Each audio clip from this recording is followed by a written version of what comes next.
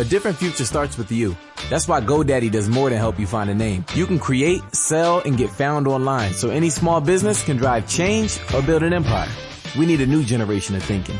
Your way of thinking. Start different at GoDaddy.com. A different future starts with you. That's why GoDaddy does more than help you find a name. You can create, sell, and get found online, so any small business can drive change or build an empire. We need a new generation of thinking. Your way of thinking. Start different at GoDaddy.com. Thank you for visiting ChristopherMedia.net. What's up, everyone? Freddie the Pizza Man here, host of the Pizza Man podcast. Now joining forces with ChristopherMedia.net. Subscribe to the podcast on iTunes, the Pizza Man podcast. And, of course, find all the podcasts on ChristopherMedia.net. We talk Detroit sports. I bring on guests, passions, opinions, all for Detroit sports and more. We even talk pizza. So thanks for tuning in and spread the word. Christopher Media. Let's make some noise. From Asthma Core Studios near Detroit, Michigan. It's Unregimented. Gangsters, what's up, guys? And now, here are your hosts. It's number 235. I'm Chris. I'm Aaron. I'm Rich. And I'm Todd B. Peterson. Hello. Yeah, so what went on this week, guys? I've kind of been half under a mushroom the last few days. I'm a champion. I'm here anyways. I'm going to pretend like I know what I'm talking about. I'm sure that some of this Kanye shit must have cut through that mushroom. No, you must have heard his name a little bit more than usual. Well, didn't it all come back to he's got an album coming out? Doesn't he always? Yeah, but I mean, isn't that why he's... didn't he go on Alex Jones or some shit? No, he's been invited. And he's being heavily pressured not to even risk legitimizing Alex Jones. Why? Megyn Kelly already did that. Okay. Right. If that was a real question, Chris, I'm not going to bother with the why. I don't care what Megyn Kelly did. Oh, because he's black? God. We're off to a good start. No, because he's Alex Jones, Pizzagate, and the whole Newtown shooting was fake thing. Why do you want to legitimize that piece of shit? You just pretend he's not there. Why send people to his channel? Why act like he's relevant in reality? Well, why are we fearing something that's already happened? I mean, putting him on Sunday night on NBC to interview him. I mean, I'd call that legitimizing somebody. That's NBC. Okay. Let's establish. Maybe I don't understand what you're saying. You're saying that NBC. I didn't see. I think you're fearing something that's already happened. He's not been legitimized. He's been legitimized by a certain batshit tinfoil hat-wearing aspect of the culture, but he's nowhere near the level of journalism that I would consider to be a widespread legitimacy. You see what I'm saying? And if you're going to legitimize him, he's legitimizing him, saying this guy is important. I'm going to go on his show and talk about this stuff. Yeah, I agree. I mean, Kanye seems to be crazy. I know I can't, as both a not a doctor and a white person, make that judgment.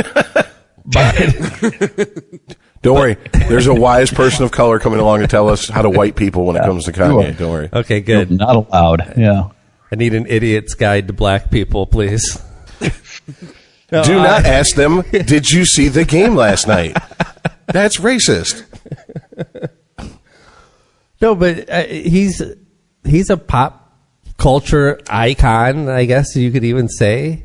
Like, Kanye's crazy in like an artist sort of way, and Alex Jones is crazy in don't say that you're a Republican too loud because we don't like to be associated with you way. Yeah.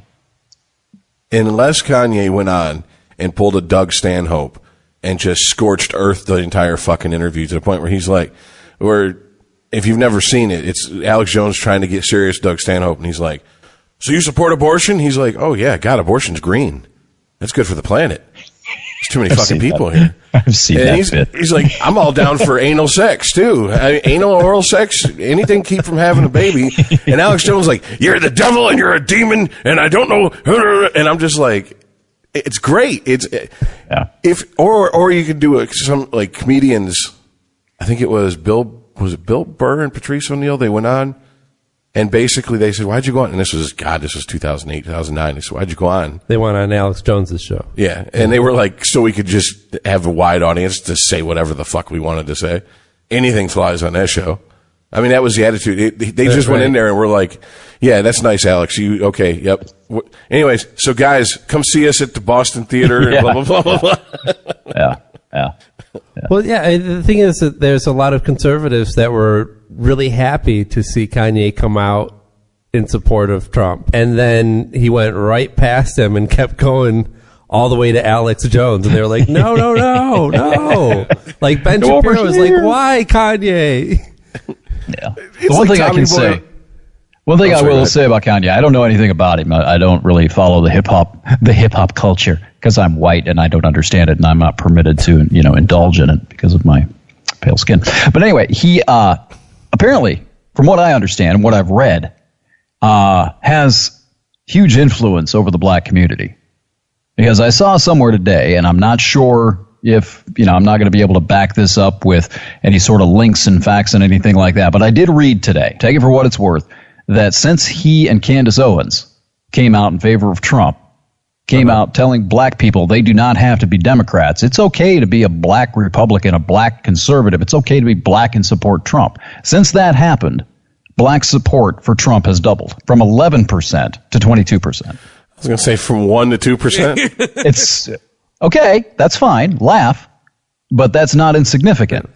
Went from 11 to 22 people. That's in like 10 days. No, I'm with you. I'm surprised to hear that. It's a little bit more about the black community than they'd probably like to think. Well, it's the barbershop quotient that I bring up from time to time. This is the shit that white people usually don't hear about. There's a lot of black people who are like, man, fuck Hillary Clinton. Yeah. Murderous bitch. If she'd have been sucking Bill's dick, we wouldn't have had to go through all that nonsense back in the day. I mean, that is the attitude straight up. That's no bullshit. And it's not that they necessarily love Trump, but let's be honest. And I guess this is that systemic racism, that like slow boil, simmering racism that just permeates in this country. Even the media who's like, we're so woke, we're not being racist. You assume black people are like the Borg, that they all think the same thing. Right. How can black people support? No, they're just like news fucking flash in the year 2018. Black people are just like any other group of people. They have diverse opinions. Well, that's the thing, and that's the whole foundation of what Kanye is saying and what Candace Owens was saying, that you're not required to lock your mind into this ideology. It's intellectual slavery, if you think about it. That's exactly, Candace Owens used the plantation verbiage, slavery, all of that in context with the Democratic Party and the Democrats and liberals thinking that they had basically a crop of intellectual slaves that were sort of planted on their plantation and that would never leave it. That's exactly what they were saying. And I think that's the thing that may have resonated with everybody. It's like, yeah, I don't have to fucking do this. I'm my own man. I can think what I want. I can draw my own conclusions, come up with my own opinions. I don't need these motherfuckers telling me what I need to think. And that's why I think, as weird as this is going to sound, but the quote-unquote black community is probably a better place for a third party to try to get a foothold. It's like when I lived in Detroit and I talked to my neighbors and they go, first of all, we ain't voting for a Republican. Fuck that. But these Democrats ain't done shit. Right. And I'm like, well, you know who you sound like? I'm like, who? I'm like, you sound like me. That's literally how I feel. Fuck the Republicans. Okay. Yeah, whatever. All right. That's nice. You guys are Republicans. Good for you. And as much as I would like to agree with a lot of what I hear coming from the Democrats, really, they're all just neocons with slightly different takes on social issues. We don't really have a hard left in our politics. We have it in the people. All you have to do is go online, but we don't really have like a true left. A true progressives, I guess I should say. And not progressives in the sense of like, I'm going to fucking throw you in jail if you don't say the proper pronouns. That's regressive. That's not progressive. And it seems to me that's, if you're a third party candidate, I would try to get some grassroots support in the quote unquote urban community and come up that way. Just makes sense to me. Yeah, I wonder if on some level too. I'm always thinking in these sort of PR propaganda contexts. That what we saw last year, the whole Charlottesville thing, everybody was up in arms and outraged by the Nazis coming out to march in Charlottesville, when in fact it was like 25 people. And there were conflicts and everything going on. I wonder how much the left is aware of exactly what you just said, that if someone comes in and starts to poach the blacks, starts to, cut the intellectual chains and lead them off the fucking plantation, if they understand how devastating that would be to their cause. So therefore they propagate the narrative that everybody but us, anybody else that you break political and ideological bread with, is a racist and a Nazi and a skinhead. You better stay here safe on the plantation. I wonder how much that plays into that. They have to know it. They have to know that if they start hemorrhaging the black vote and people start soliciting blacks and welcoming them into their tent, they got huge problems. Hillary doesn't get nominated in 2016 without the black vote down south. Mm-hmm. I mean, the black vote down south got her the nomination. You start losing the black vote, I mean, you're going into the desert, boy. Huh? You know who Hillary pandered to, though, in the black community? Mostly black women. Think about this. How many times do we hear from either side the statistics on the amount of black men who will at some point in their life serve time in jail? If you do any time for a felony, you can kiss your right to vote goodbye. Later. Right. I think there's a handful of states that if you go through a very long process, you can get your right to vote back. So she knows she doesn't have to pander to to black males, so she pandered to black women. That's who carried the South for her. Because if you have a whole group who first of all, half of America doesn't vote, so you can chop. What is it supposed to be? 14% of this country is black, so 7% are men, so you can chop that fucking 7% in half. And then the ones that do vote or would vote, a quarter of them have records. Mm-hmm. From a strategical level, from just purely a strategical level, does it even make sense to try to pander to that small of a group? Well, give it lip service, but right. I would only challenge one aspect of this because of what you said. I don't disagree with it, but I would say that with the sheer numbers, and I don't have them sitting in front of me, but we're talking with the black vote in Mississippi, Alabama, Georgia, Louisiana, down south, the far deep south, the old Confederacy, the numbers that Hillary garnered over Bernie were staggering. I don't think there's any way that you could say, again, I don't have anything in front of me to base this on, just my sense of it, that black women were all of that. I mean, we're talking like 92%. I mean, it was staggering how badly she beat Bernie down there during the primaries. So it wasn't all just black women. Hey, well, I don't know. What I'm getting at is that the irony of it is that she whipped Bernie's ass that bad in that demographic in the South. Yeah. Remember when the primaries were going on and those Black Lives Matter protesters hopped on the stage and he just stepped aside and let them talk instead of like security and all this bullshit? You think Hillary would have fucking stood for that? Fuck no. Yeah. Fuck no. Yeah. They'd have been suicided the next day. Yeah. I mean, to get back to the Kanye part of it, I don't know if Kanye is exactly the fucking the guy you want to be the tip of the spear leading this, because there's a lot of people who Aaron and I were talking about earlier. Aaron, you said that you think he's fucking like seriously like mentally ill. Well, I mean, as much as one can make that judgment that's never met him and is not a doctor and white. You're basing it on what his tweets. But let's be honest. If you sit down with a fucking doctor and they're trying to see if you need a 72-hour observation period, they decide in 15-minute interview. He's showing signs of someone who is at least manic.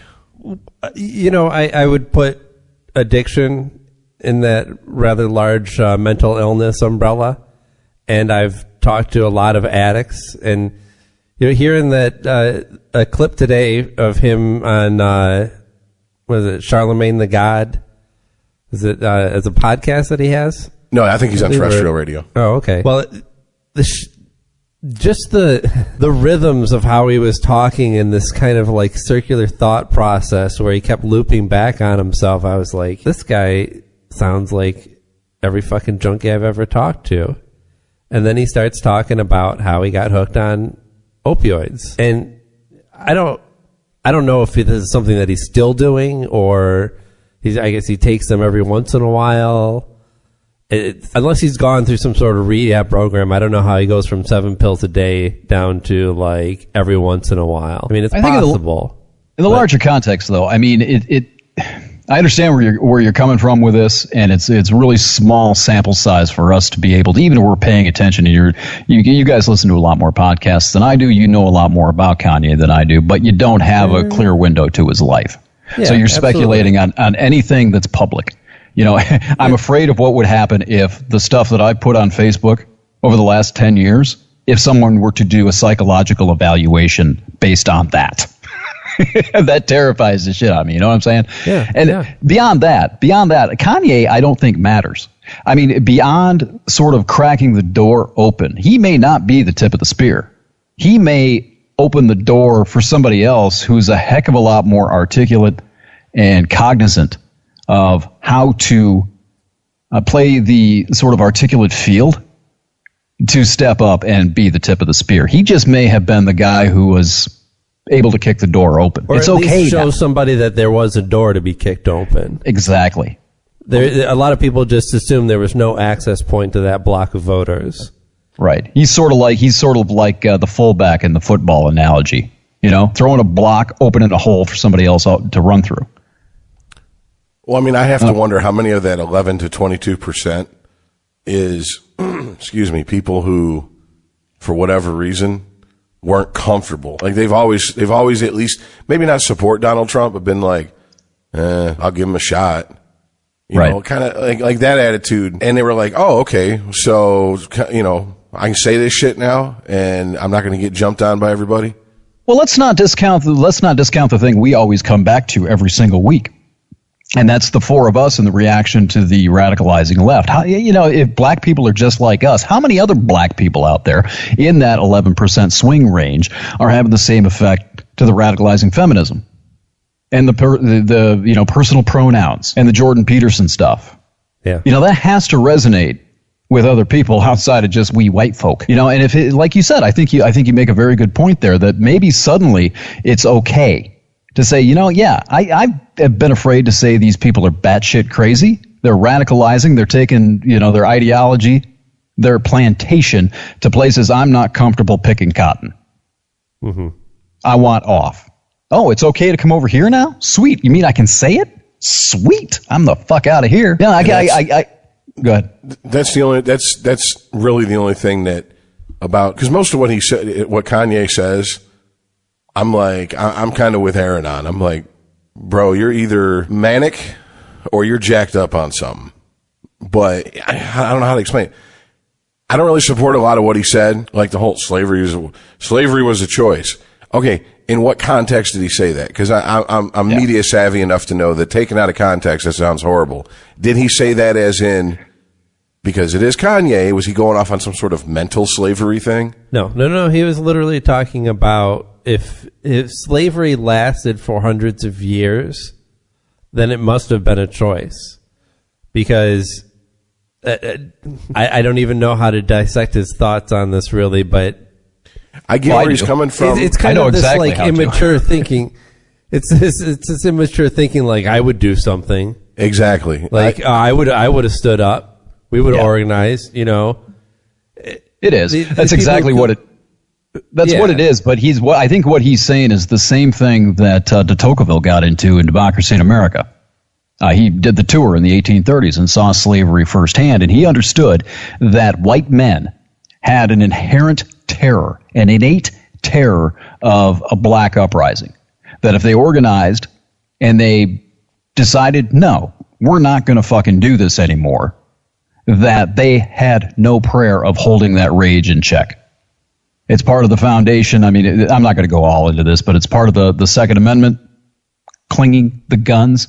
Guns were a big deal back then because it kept slaves in check. Yeah. It was a deterrent to keep them from organizing and rising up, with very few examples. So in that sense, I mean, it's very simplistic, and you're right, Aaron. Yeah, well, I would have done this, and I would have done that. Well, you don't know that. But on some sense, and some very minuscule level, maybe it was a choice. Had they decided and made the choice to rise up, there's no way that they could have been held in chains. Well, I'm not 100% agreeing with what he's saying. I'm just sort of playing the devil's advocate here.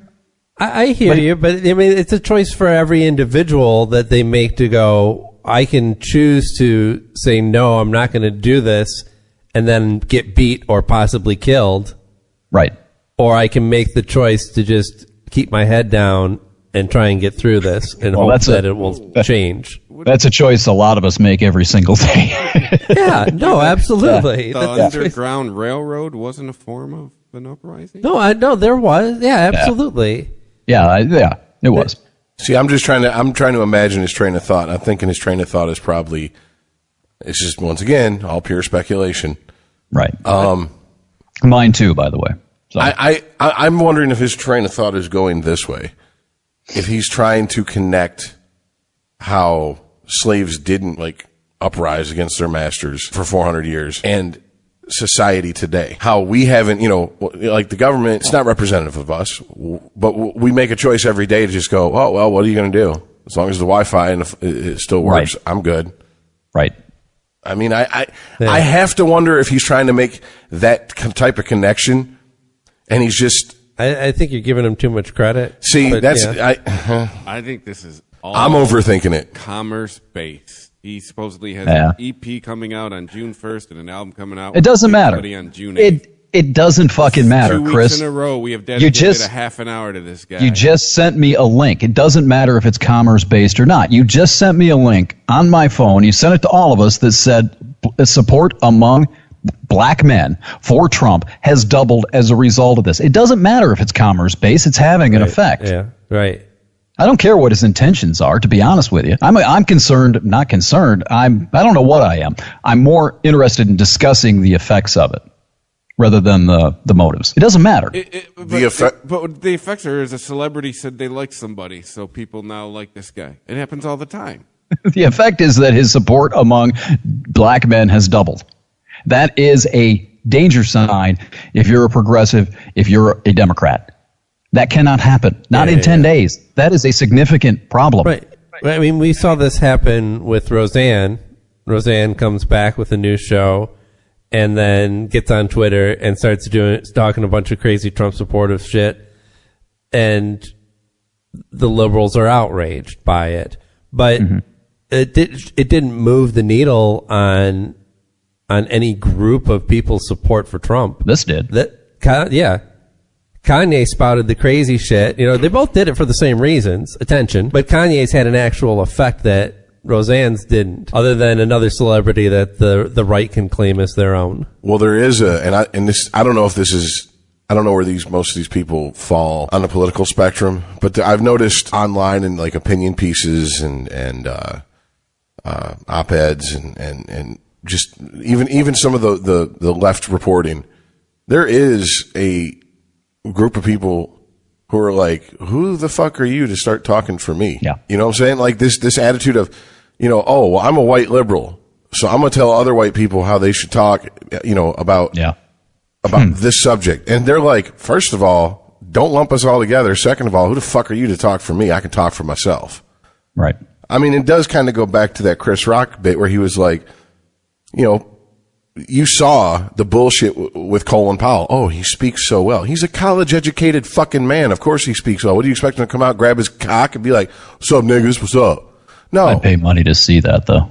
No, I kind of would, too. I was kind of waiting for, the last couple of weeks of Obama's presidency for him just to get hood with some people for just... No kidding. Yeah. Saw it for a split second, ironically, with the Kanye shit when he jumped on stage with Taylor Swift, where he was just like, that guy's a jackass. I was like, all right, Obama is a human. Okay. It's like for Obama to do a press conference with an unlit Newport in his mouth the whole time. No. Can you imagine if Obama... It's cools, baby. If Obama Kanye'd Trump's inauguration. But no, seriously, I think there's an element of that to this. I think it's also, once again, this is just my mind, how I work.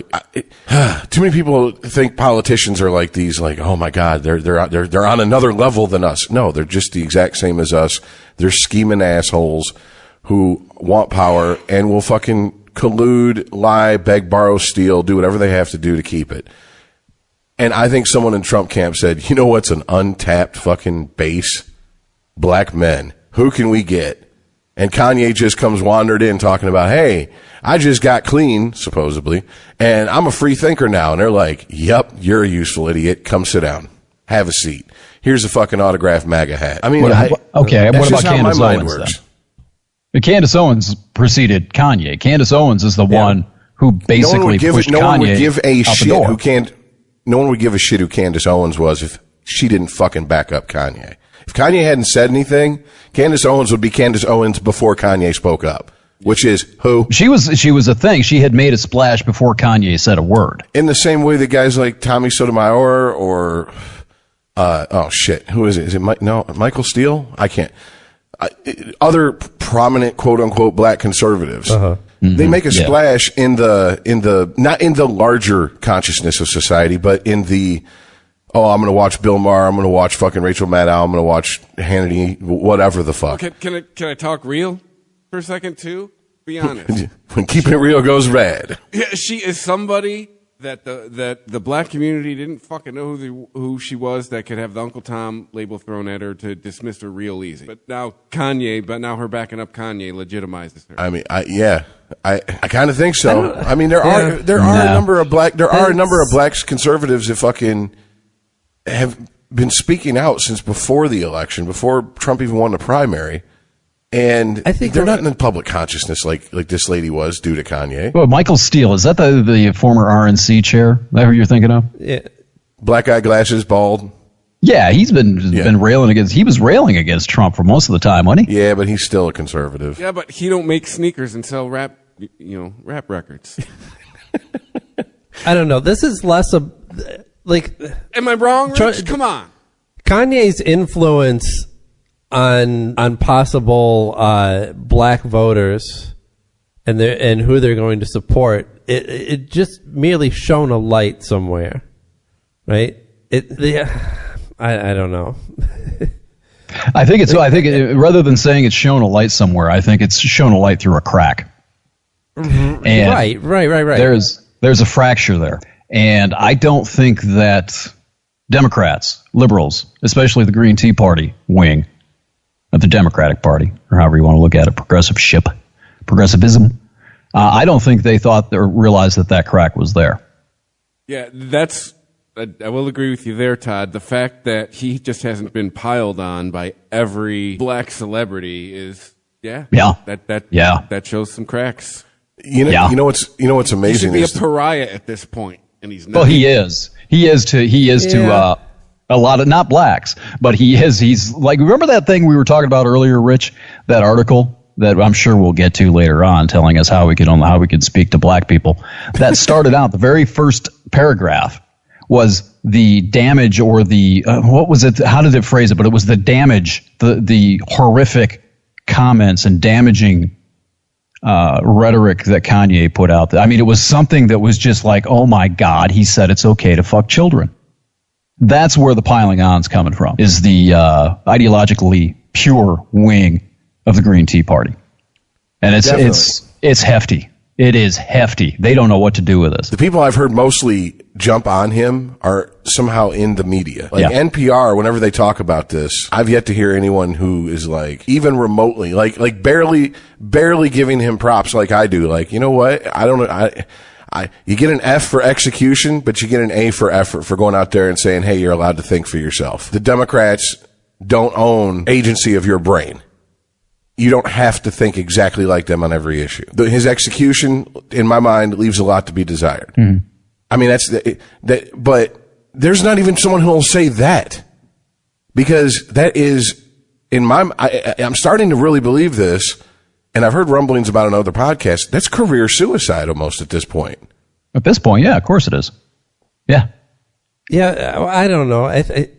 for Kanye that supporting Trump is career suicide? Is that No, someone coming out in the media, like an NPR like talking head, and say, even giving him just the faintest of praise, like I did.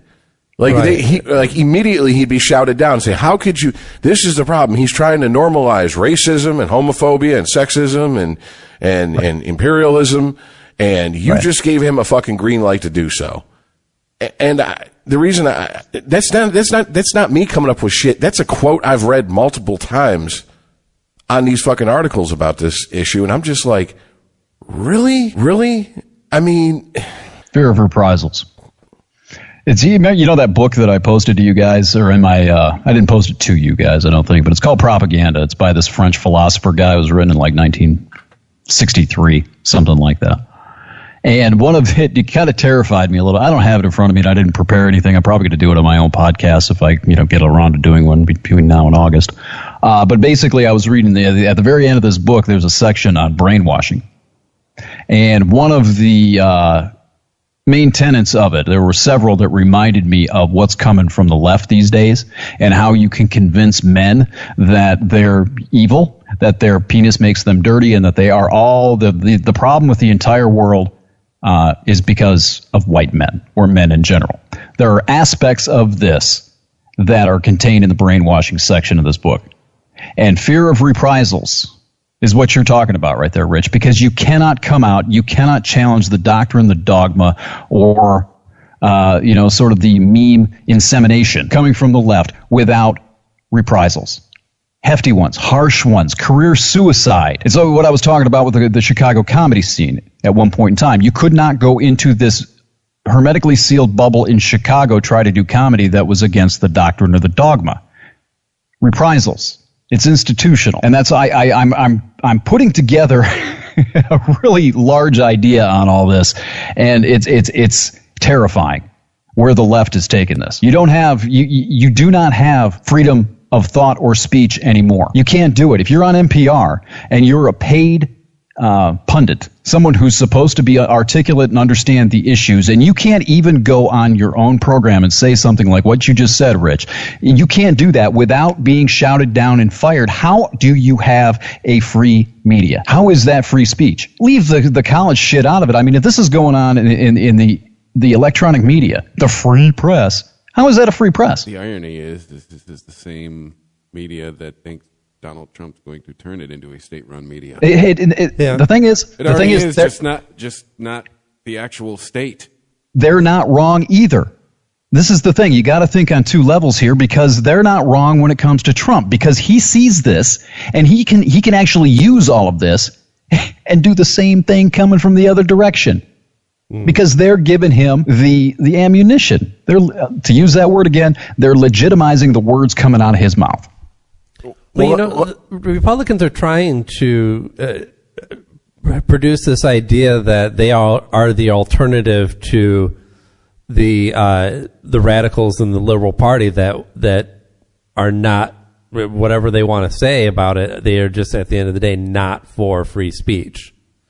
They are offended by it. They want to control what people say and think. But Republicans are just as bad at this, right? I mean, they're not just as bad. Not anymore. Yeah. I mean, liberals yes. need their safe space, and they don't want to be offended by anything. And then Michelle Wolf tells some jokes, and they all lose their shit. Yeah, that is the biggest bunch of fucking adult diapers in one room I've ever fucking seen outside of a crazy ass porn I ran into one time. I swear to God, a bunch of I'm sorry. Whatever. I'm digging my heels in, agreeing with Aaron on this one. They're all a bunch of pussies. They're a bunch of fucking thin-skinned, ego as big as the world, but it's eggshell fragile, fucking bitch-made motherfuckers is what they are, period. Because if you challenge them in any way, they want to shut it down. Mm-hmm. They can't handle any type of criticism. This is no once again, welcome to America, where we all have Alzheimer's. Does no one remember the Dixie Chicks? They tried to paint Michelle Wolf as anti-woman because she was making jokes about Sarah Sanders. And isn't that a play we would expect from the left? Yeah. Absolutely. Same thing. And look at her jokes. She doesn't crack on her weight or her looks or anything. She does compare her to the woman from the Handmaid's Tale, but she doesn't say it's because of the way that she looks. No, if she'd have called her Kathy, that'd have been a lot better. If she, all she had to do was say, Pat. act. Every time I see that, Find a good swimsuit. Yeah, Sarah. every time I see a cartoon with that chick, I just, for the rest of my life, I'm going to think that. So thanks for that, Aaron. You know, the thing that got me out, Whereas before, then nobody said peep about the abortion joke, which in the past would have been the most offensive part of it and was the funniest joke if you didn't hear that one. No, I she's didn't. talking about, she's like, she mentions abortion. She's like, I know a lot of people in this room don't like abortion. Mike Pence is very anti-abortion. All I have to say is, don't knock it till you try it. And if you do try it, really knock it, because you need to get that baby out of there. I thought that was the best joke of the night. And like I was saying, in the past, that would have been the joke that, like, oh, she crossed the line. You can't joke about abortion. But now she crossed the line because she said some stuff that made them uncomfortable, and then they used her jokes about another woman to say that, like, oh, she crossed the line. This shouldn't be allowed. Yeah. The thing that gets me, I saw Lawrence O'Donnell. A lot of support from the left, by the way, either because Lawrence O'Donnell sort of summed the whole thing up for her. I didn't see the bit. I didn't see the routine. I quit watching that a long time. I think I quit watching it after the Seth Meyers thing, which I enjoyed at the time. I don't pay attention to it. For one thing, it's the media. It's a journalist thing. And if you want to have any sort of credibility, I think maybe journalists should have a gathering that's a little more sophisticated and classy than that, where they go in and roast each other like they're on Comedy Central. I don't get I don't know that. where this tradition comes from. I know. I agree with you. Either. It seems. Yeah, but it's anyway, something that we've just grown up with and accepted. But when you look at it on paper, it's very questionable. Yeah, but Lawrence O'Donnell put out a tweet, I think it was, where he said that Donald Trump destroyed the line here. That was his defense of whatever the fucker. What's her name? Whatever her name is. Michelle Wolf. Yeah, it was okay for her to cross that line because Donald Trump already erased it. Yes. So what the fuck are you saying here? Donald Trump is your standard bearer now? This is what I'm hearing. Donald Trump sets the bar for you? He's so bad. Jimmy's he's so dad terrible. lets him do that. But yet he's the one that establishes your boundaries. What the fuck is wrong with you? It's all bullshit. They don't care. You're trying to apply logic and reason to people who just don't give a fuck about either of those things. They just want to win. And they don't care if they're right or wrong. They don't care if they're hypocrites. They don't care if they leave scorched earth. It's about my side has to win. It's not them. I'm not concerned about them. I understand propaganda. I understand it better than most people. The thing that pisses me off is the people that watch it, that ingest that unquestionably, that are sitting there with their fucking hand down their pants, fondling their tiny raisin-sized balls, nodding their heads along with Lawrence. Yeah, Trump made me do it. Trump made me do it. Devil made me do it. Hey, you know what I mean? My balls are like melons, buddy. They're not raisin. Well, that's also to imply that there was something wrong with what she did in the first place. He told he some fucking acknowledges that. jokes at a roast. But he basically acknowledges it. You want to know the most telling thing about this whole correspondence dinner? There's been 2 since Trump's been in office, and he skipped them both. You know the only other president that has skipped it? Nixon. Reagan, when he was recovering from being fucking shot. Okay. Yeah. So who's the fucking snowflake? He can't even handle sitting in a room and fucking being the butt of some jokes. Yeah. Even this Comedy Central roast, they Yes, said, here's a list of shit you can't say about him. Right. Yeah. Which at that point, any comedian with any integrity would have been like, okay, well, then you're going to have to cut my segment or fuck you and walk out. Sorry. You're not going to tell me what I can and can't say at a fucking roast. Well, that was on Comedy Central about a week ago, actually. Have you ever seen that? Yeah. No, I haven't. Yeah, it's pretty. I mean, if they had a list of shit they couldn't say about him, I'd like to see that list, because they beat the living shit out of him. Shit about, what was it? The accusation of, Ivanka's his daughter. It's Ivana was his wife, right? Right. Yeah. Fucking stupid names, it's whatever. like the North Korean leaders. I just say them both, and I don't know. I'm going to be right. Hope one I'm going to be half right every time. But no, she accused him in the divorce papers of sexually assaulting her one time. They couldn't bring that up in not just that specific incident, but they had to steer very clear around the waters of that island. Uh-huh. You know what I'm saying?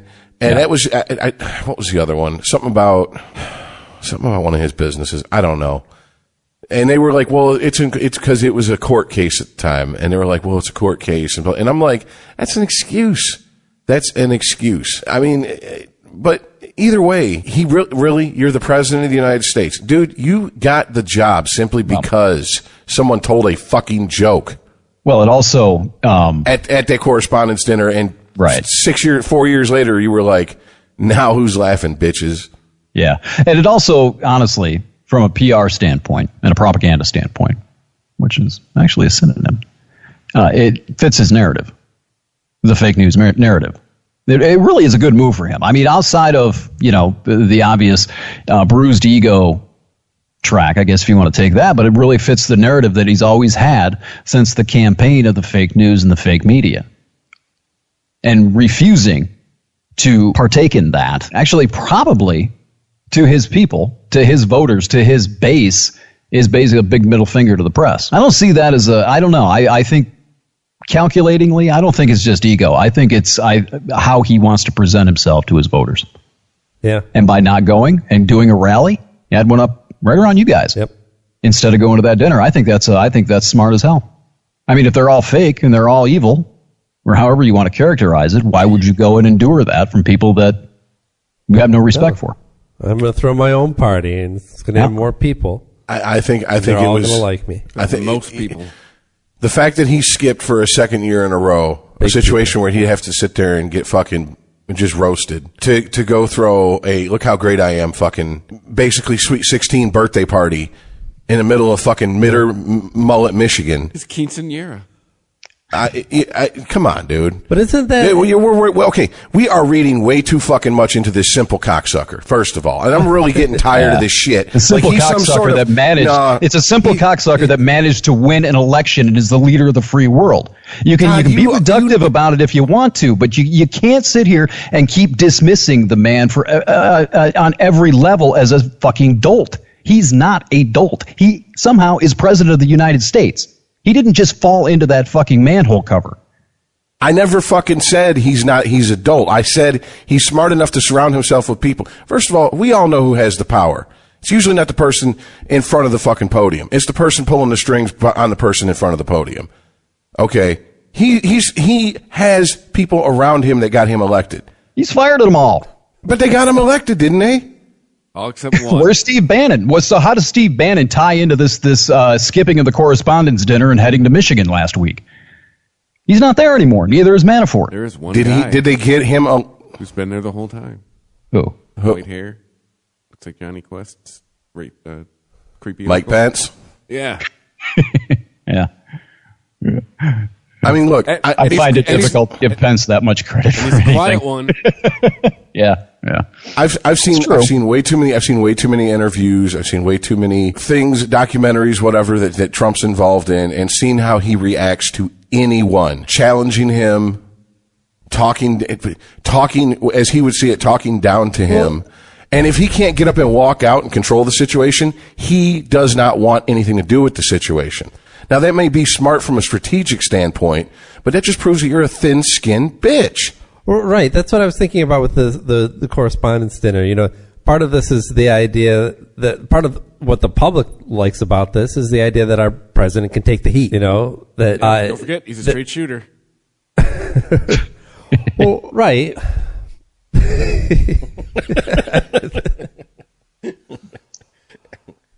But the problem with Trump is that, I'm with you, Rich. There's a lot of times where I'm like, what a fucking idiot, But yet I'm with Todd on this ultimately.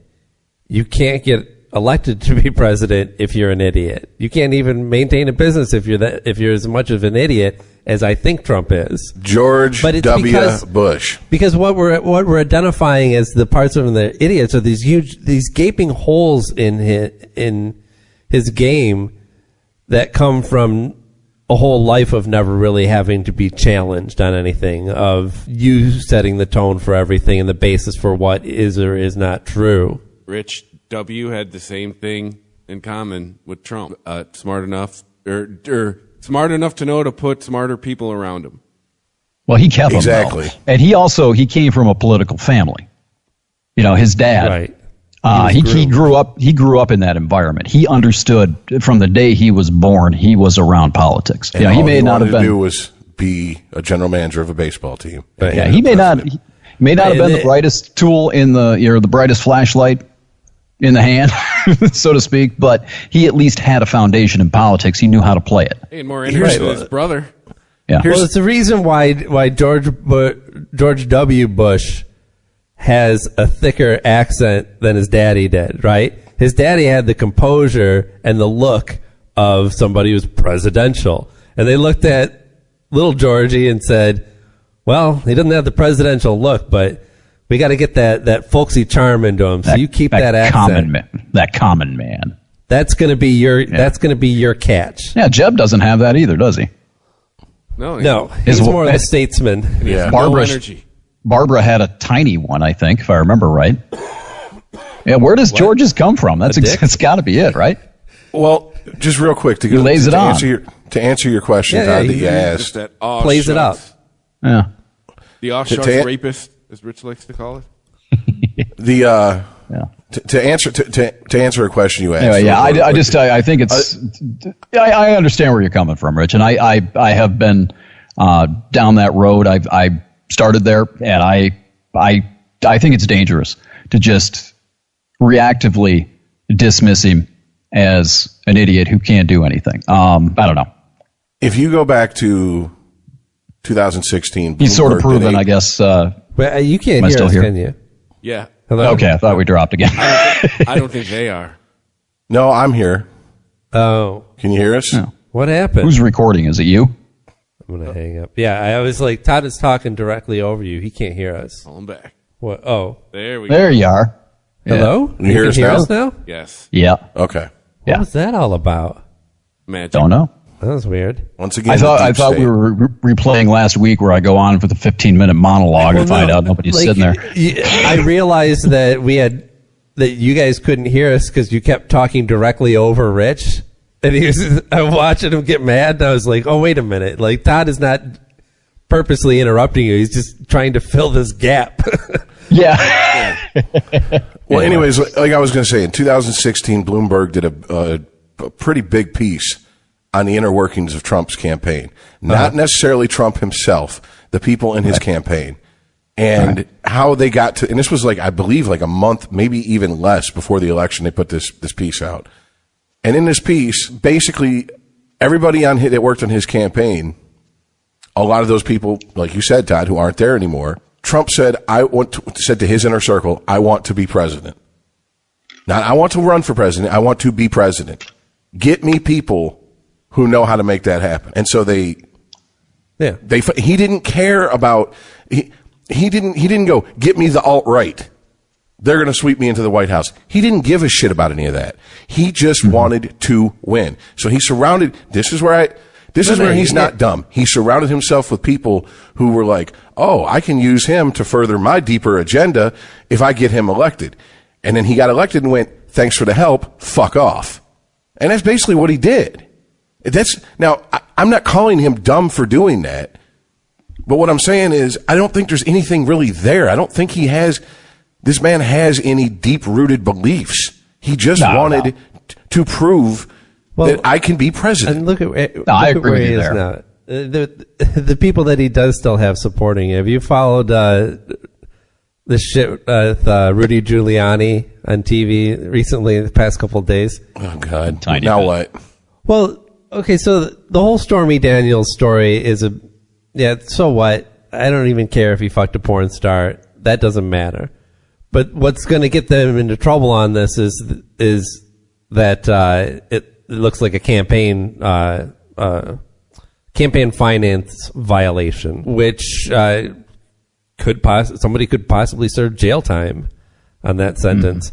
And it's all based on where did the money come from that was paid to Stormy Daniels, and what was the reason that she was given the money. And Trump had maintained up until a couple days ago that he had no idea about any of it. If Stormy Daniels was paid by his lawyer, well, that's what he... taking this attitude of like, hey, I'm a rich guy and I have a lawyer, and my lawyer takes care of that shit. I don't know. He handles my light work. Right. Right. And then Rudy Giuliani gets on TV and starts talking about how it was that he starts talking about how Trump knew about this and paid what's his name, his lawyer, the $130,000 that was paid to Stormy Daniels, kind of blowing up Trump's argument about him not knowing anything about it. So then they have to come back and be like, well, he found out, he didn't know about it when he was asked by reporters when all this was coming out, but since then he has found out about it. So he knows now, but it still didn't have anything to do with the campaign. Next morning, Giuliani gets on TV again, and he's talking about how, well, can you imagine if something like this came out against Hillary during the election? Hey, you got a mic problem, brother. Yeah, you're that's a mic. in and out. Now you're clipping. Huh? Really? Yes. Yeah. I think it might be a Skype problem. You're coming through fine on mine. Okay. None of that. Yeah, you sound okay to me. It's your guys. It's something with your guys' connection because Todd's just fine. Chris and I don't have any issues. All right, at all. I'm going to hang up again and call you back. All right. That sounded like hardware. Hello. Is that any better? It's still happening. Yeah. Oh, that's bizarre. That's really weird. It sounds to me like hardware. All right. Well, I wanted to say this about the Stormy Daniels thing. You know how I knew that this was going to be just one big clusterfuck, just a circle jerk for the media? Huh? A couple of years ago, Seth Rogen was on Howard Stern. And he told the story about how on the set of The 40-Year-Old Virgin, she was telling everybody she fucked Donald Trump.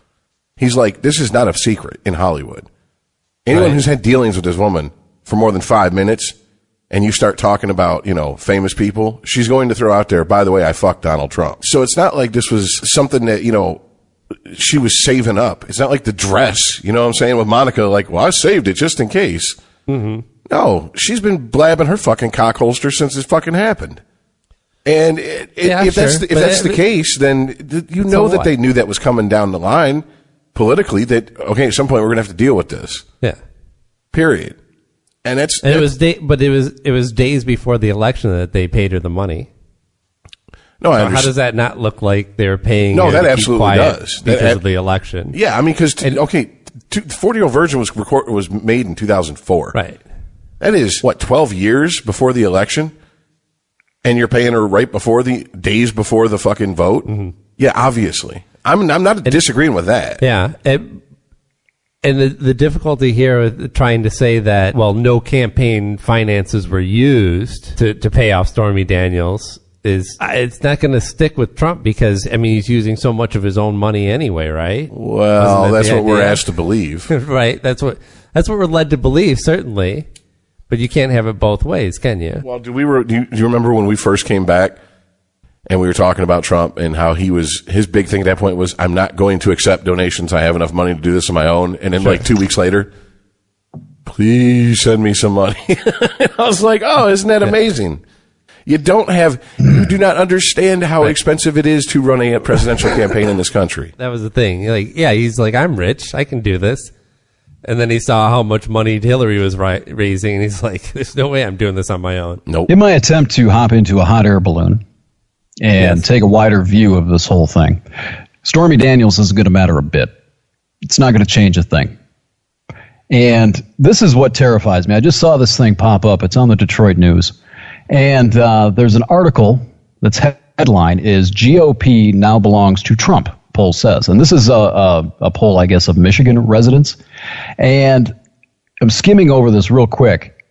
And the question was, do you support Trump or the Republican Party, right? Yep. And overall, 50.3% of state Republicans said they support Trump, while 39% consider themselves primarily loyal to the party. The margin is even larger among those who identify as conservatives. So I guess there's a difference between identifying as a Republican or being a Republican voter and being a conservative.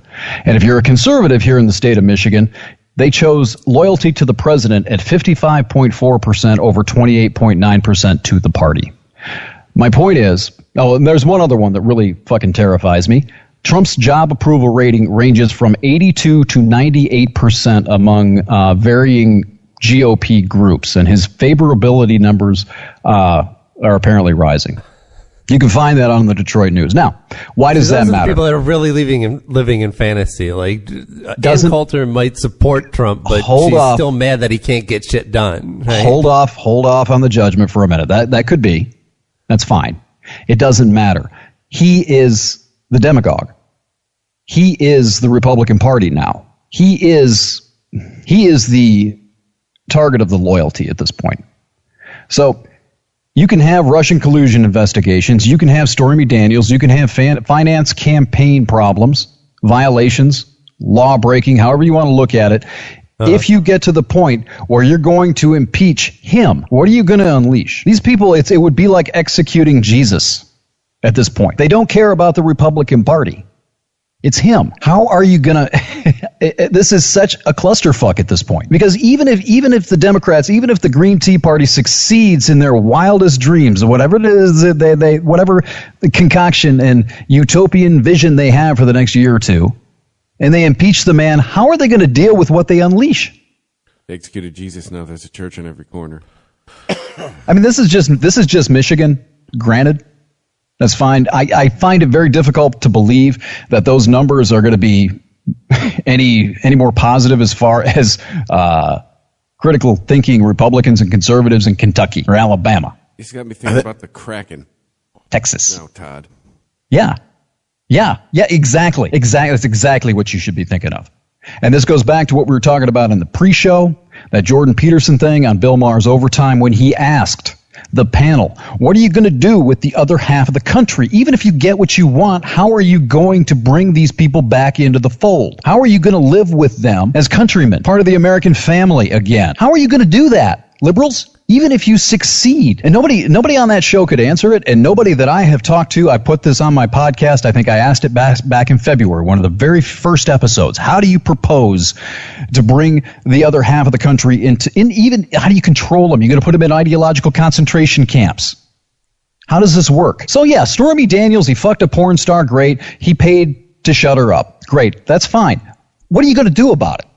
And when you do it, how are you going to handle the repercussions of it, the consequences of it? You have a lot of people on the left who just don't give a shit, Todd.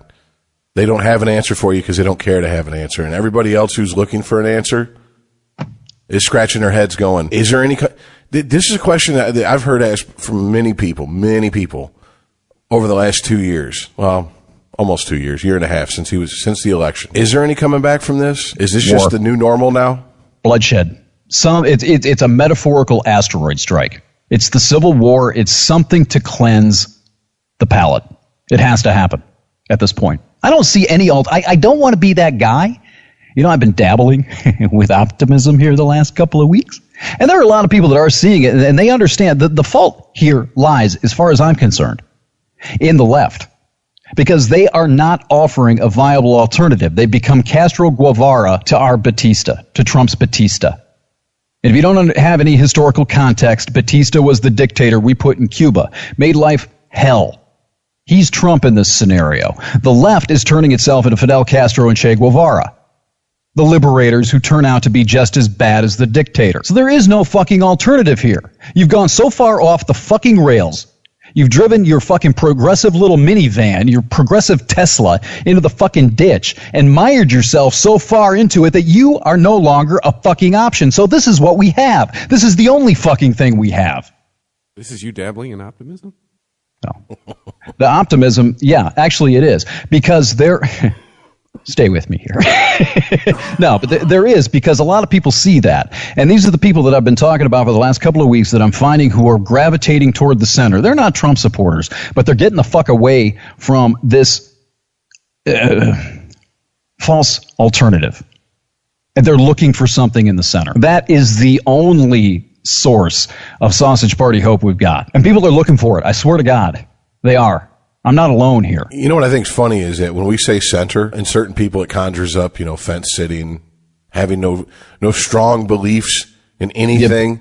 The ability to compromise. That's all I'm talking about. Exactly. And that's anyone who would listen to this podcast and say, okay, well, these four, they're centrist, and they hold no strong beliefs or feelings about any subject, is deaf or retarded. Yeah. Because I don't know how you could get that out of this. EscapingTheCave.com. I invite you to go listen to some of those podcasts and tell me I'm not passionate and don't believe in anything, fuckers. Please. But that is the sexy lie, the propaganda to sell to the masses, so you have to choose between the Yankees and the Red Sox. My checklist or the other checklist. You have to pick a checklist. This authoritarian or that authoritarian. Exactly. This scripture or that scripture.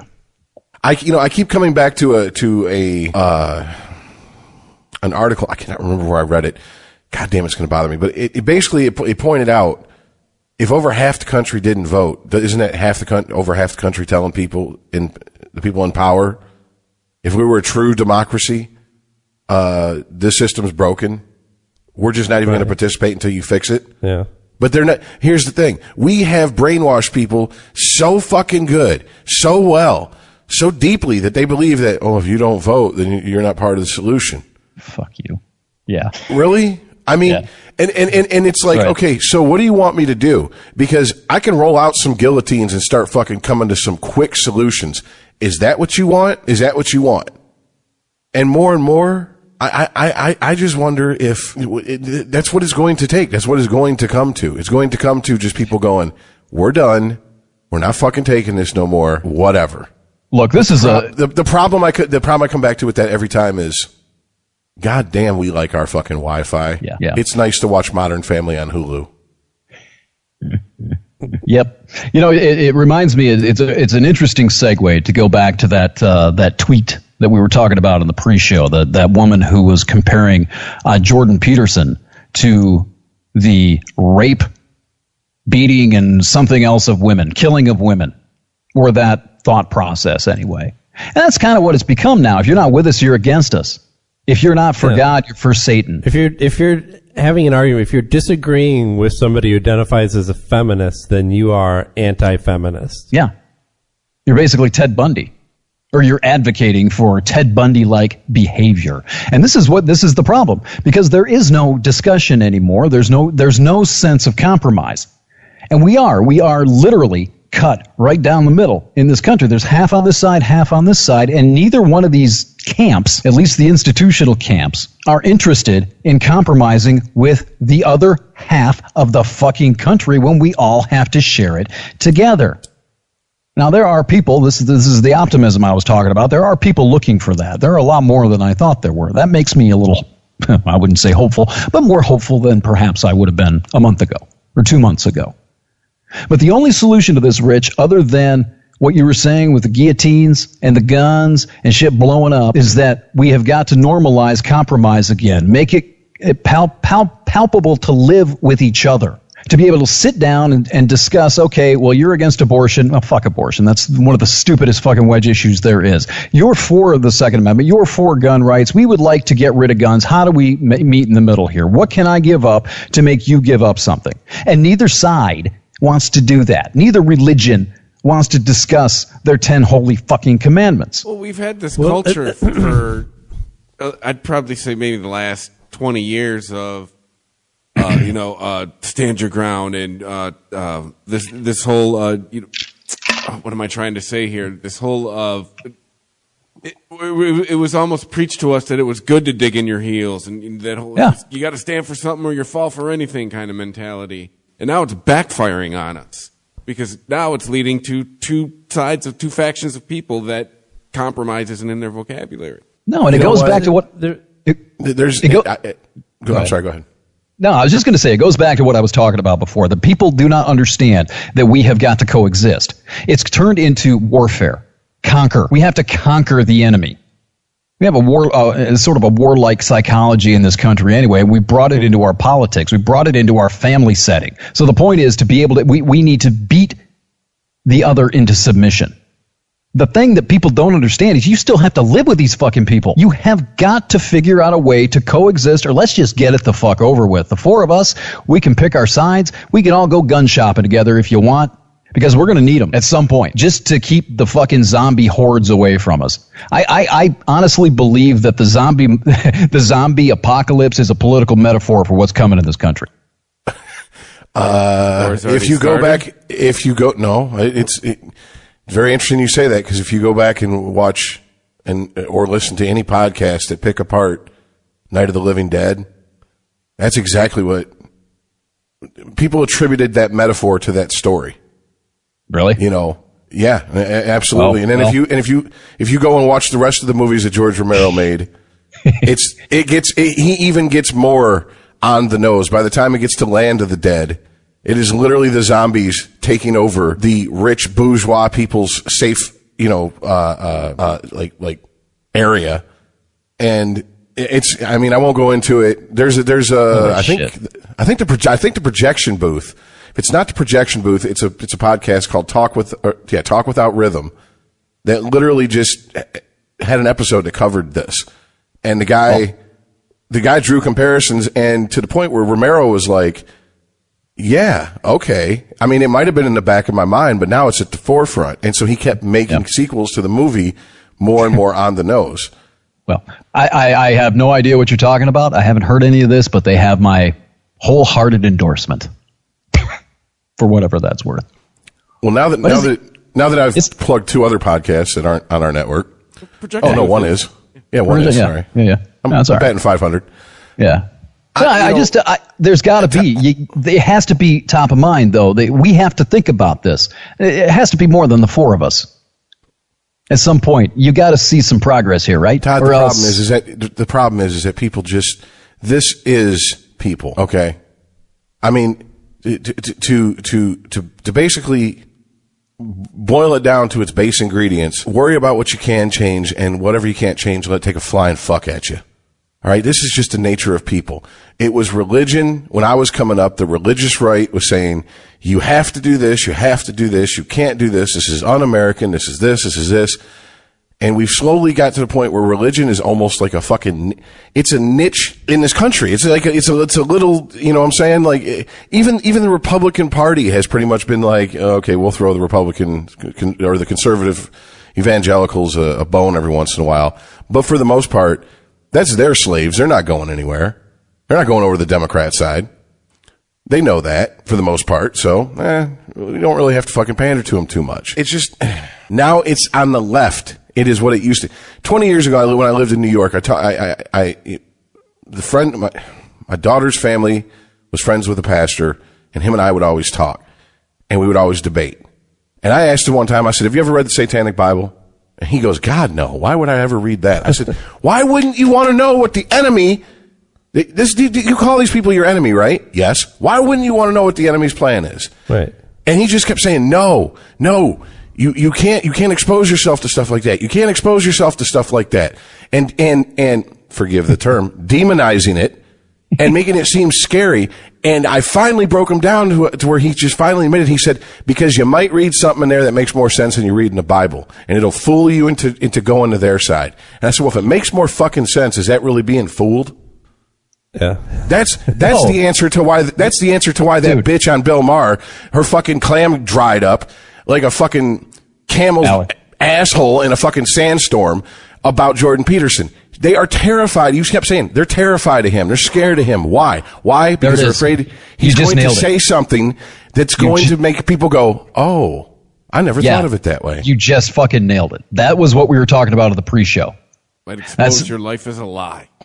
Yeah, that is set. They're having such a visceral reaction just to Jordan Peterson. Just use that example for right now, that they cannot tolerate the tolerant left, cannot tolerate anyone listening to him. As soon as his name comes up, and not even when his name comes up now, he's become a lightning rod. And that's exactly why. Because it might make fucking sense and expose the bullshit that they know. So they don't know this consciously, but subconsciously, the bullshit that they know they're peddling. Right. Out of self-interest. Liberals, by and large, don't believe in God anymore, but they didn't just lose that thing in them that wants to attach themselves to something bigger. I mean, all those same tendencies that they might put into a religion, they've just put into their politics. And on the same flimsy basis. Yeah, what we've done is we've given, you see the cracks. Right, we've given our politics religious traits where you can't speak out against it, or else you're a blasphemer. You need to have your tongue cut out. Right. So when that woman started jumping on Jordan Peterson on Bill Maher, Alex Wood, Alex Wood, is that her name? Is it Alex? Alex Wagner. Sorry. I thank you, because it sounded really dismissive for me to say that woman. I just didn't remember her name, but right, Alex Wagner. But it wasn't just about. She took the opportunity for when Jordan said, like, implied that she, amongst all the we that he was referring to, were not raising their kids correctly. That, you know, you can't tell somebody how to parent their own kid, right? That's a line that apparently you can't cross. So that was her opportunity to jump in and say, you can't, tell me how to raise my kids or tell me anything about my life. When really she was sitting there champing at the bit about everything that he said, waiting for a chance to jump in. Right. Because everything that he was saying was making a little bit too much sense. See, I wonder if she would go into Barnes & Noble, go into the parenting section, and say that to every fucking book that's sitting on the shelves. You don't know me? Can't tell me how to parent my kid? That's kind and just repeat that to every book on this massive shelf over there at Barnes & Noble. Did she say that or to at Amazon. Maybe she should go. She should go onto Amazon and leave that comment on every parenting book that you're going to find on the internet. Right. Fuck you, Dr. Spock. Exactly. Tells a pediatrician. You tell me how to raise a kid. I wasn't even born. You don't know me. Your child has a fever of 103. You can't tell me how to raise my child. You should be giving birth. The doctor's like, oh, it's but that's it exactly. It's 10 centimeters. You can't tell me. But you nailed it. You nailed it on the head. She was looking for an opportunity to punch him. Verbally, rhetorically punch him in the face. Yeah. And it's okay to do so because... And she was smart. She waited for an opening. She just didn't come hard at everything. Well, no, she's a verbal boxer. Yeah. That's what she does. That's what you do in a verbal debate. It's just like physical combat. You look for an opening and you fucking attack it. And that's what she did. She saw the opening. She hit the hole. Yep. She just, she didn't get in the end zone to get to dance. That's the problem. It's bullshit opening that most people find that is misunderstanding what is being said. Purposely misunderstanding what is being said in order to take offense and make your point. Oh, that's become a cottage industry on both sides. Hearing what you want to hear. Yes. Yes. The most infamous interview so far with Jordan Peterson was over on BBC, I think 4. And I cannot remember the interviewer's name. And I brought this up a few times before on the show. Every time she asked him a question, he'd say something. She goes, so what you're saying is... Right, yeah.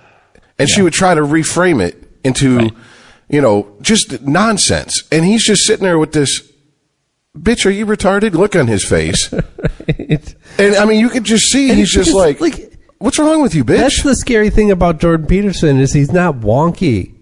No. Like, he talks plainly, and he doesn't need somebody to go, oh, what you're saying is... No, this is not a fucking economist that you're having on, and you have to translate for the general mass. It's not Donald Trump. His first book, he took 15 years researching and trying to poke holes in his own view on that book. Now, his second book has been written in the last, I think, 2 to 3 years, basically since the University of Toronto shit first come out.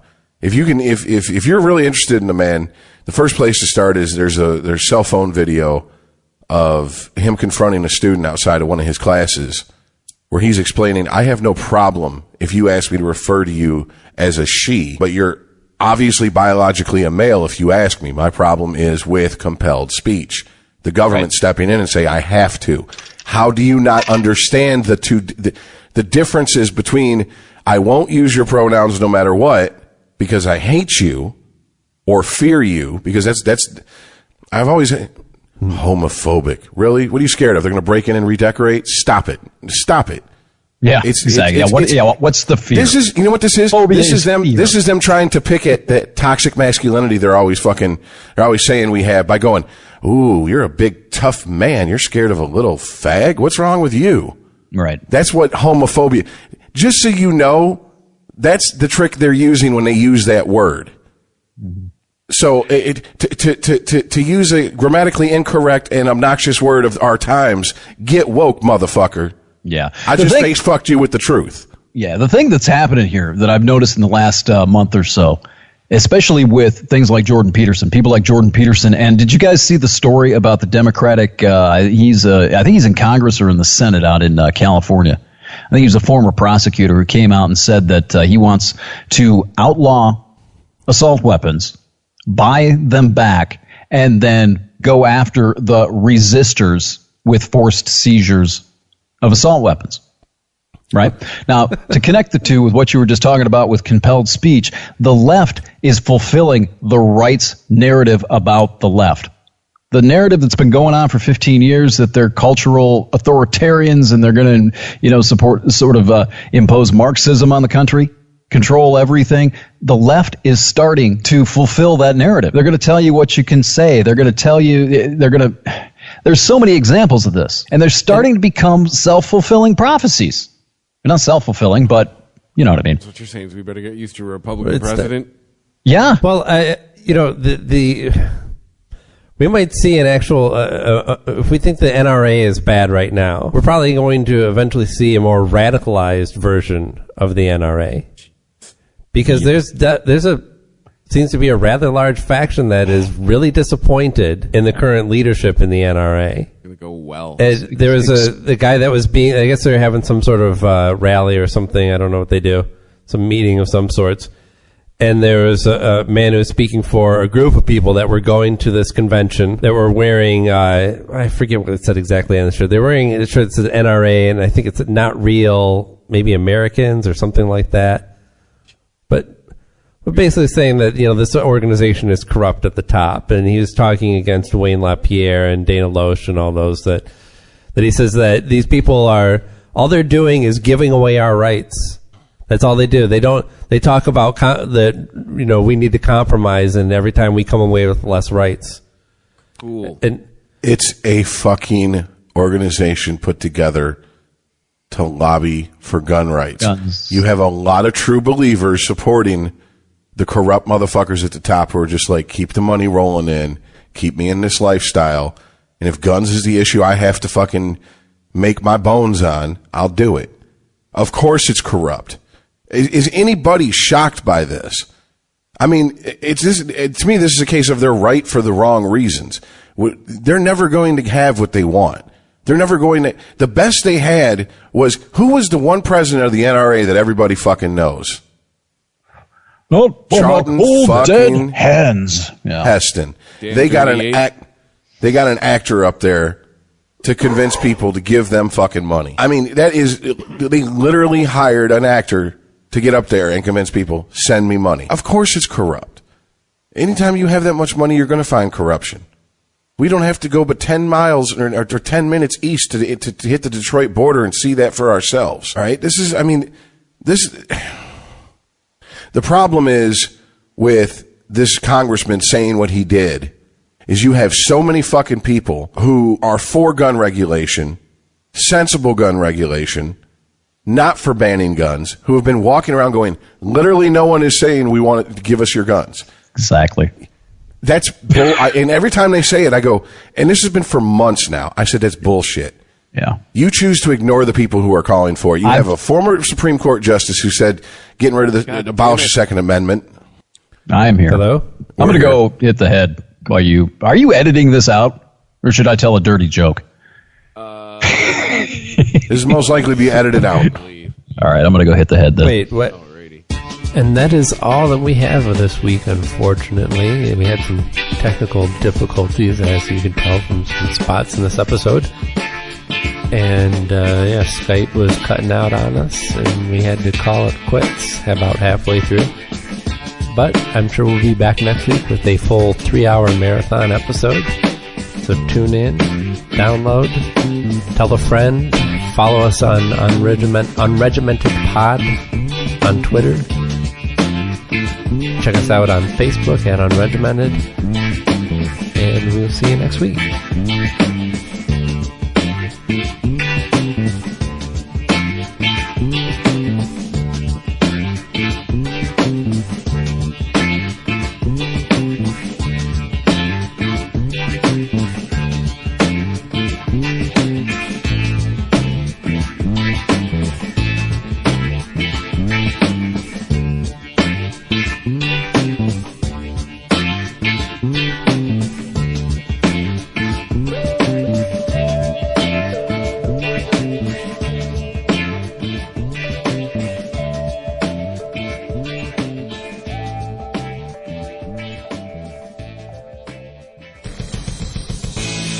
If you like this show, please tell a friend.